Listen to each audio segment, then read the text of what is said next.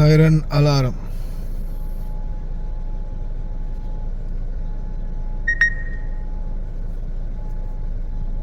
பன்னெண்டு மணிக்கு ஸ்டார்ட் ஆகிடுச்சு.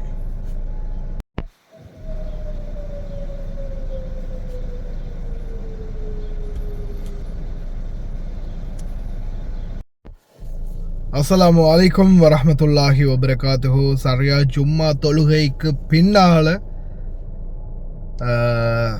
தாக்குதல் நடந்திருக்குது. ஜும்மா தொழுகைக்கான அதான் கேட்டு சரியா தொழுகை நடக்கிறதுக்கான அந்த நேரத்தில் கூட சைரனர் ஆழம் ஒழிச்சிக்கிட்டே இருந்துச்சு. இன்றைக்கி காலையில் சரியாக பிறநாள் ஹொத்துபா தொழுகிறதுக்கு போன அந்த டைம்லையும் தொழிச்சிக்கிட்டு இருக்கும்போது இடைவிடாத சைரன், அதே மாதிரி ட்ரோன்களும் பறந்து வந்துக்கிட்டே இருந்துச்சு. நம்மளுடைய சரியாக எங்கள் வீட்டுக்கு ஒரு 4 வீடு தள்ளி ஒரு வீட்டில் வந்து பாகங்கள், அதாவது பீசஸ் இருக்குது தானே, அது வந்து விழுந்திருக்குது.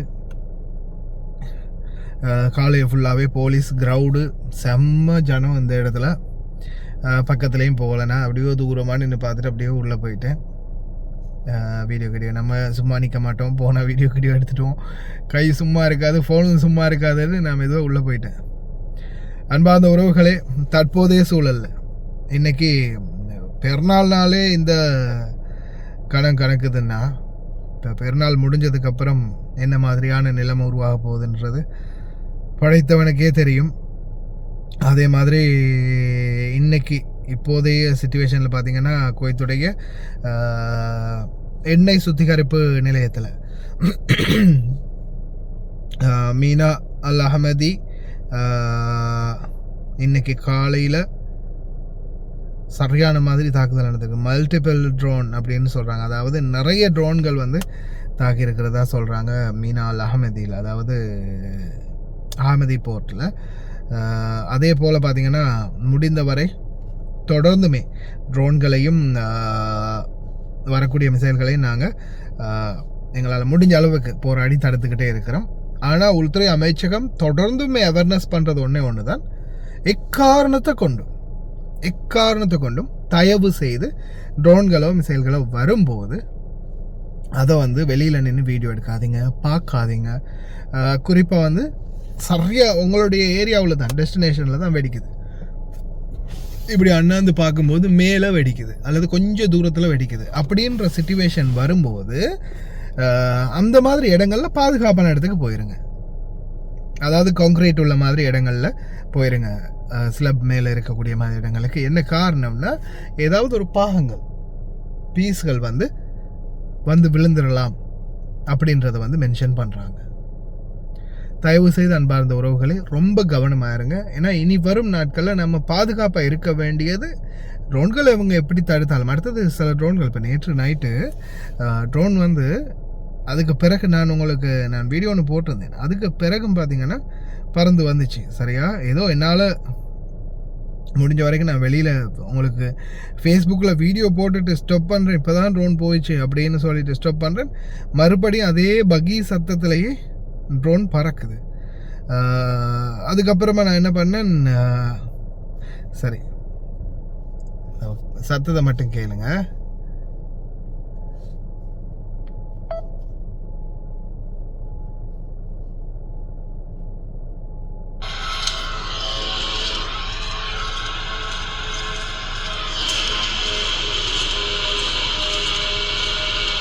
இது என்னுடைய ரூமுக்கு முன்னாடி, நான் வந்து என்னுடைய ரூமில் கதவை திறந்துட்டு வெளியில் சவுண்டு கேட்குறேன்.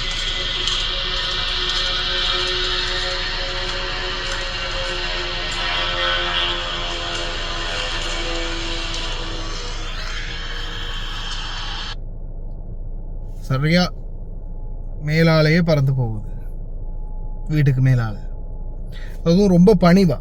ஏன்னா இந்த ட்ரோன் ரொம்ப பணிவாக வரதுக்கு காரணம் என்னென்னா, ரொம்ப பணிவாக வந்துச்சுன்னா இவங்களால் அதை எதிர்த்து இது செய்ய முடியாது, அட்டாக் பண்ண முடியாது. ஏன்னா வீடுகள் இருக்குது, ரொம்ப பணிவாக வரதால மிசைலை லான்ச் பண்ணவும் முடியாது.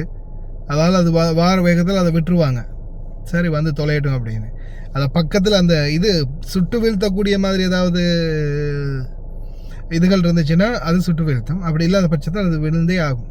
அது எதில் படுதோ, பில்டிங்கில் படுதா இல்லை வேறு எதுலையாவது படுதா சொல்ல முடியாது, வர இடத்துல அது விழுந்தே ஆகும். அதனால் தயவு செய்து ரொம்ப கவனம். எல்லாம் வல்ல இறைவன் அனைவரையும் பாதுகாக்கட்டும்.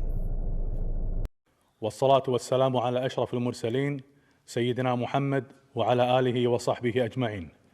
ننقل لكم في هذا الإيجاز أبرز ما قامت به قوة الإطفاء العام خلال 24 ساعة الماضية، حيث واصلت قوة الإطفاء العام مهامها في التعامل مع الحرائق والحوادث الناتجة عن استهداف العدوان الإيراني لدولة الكويت.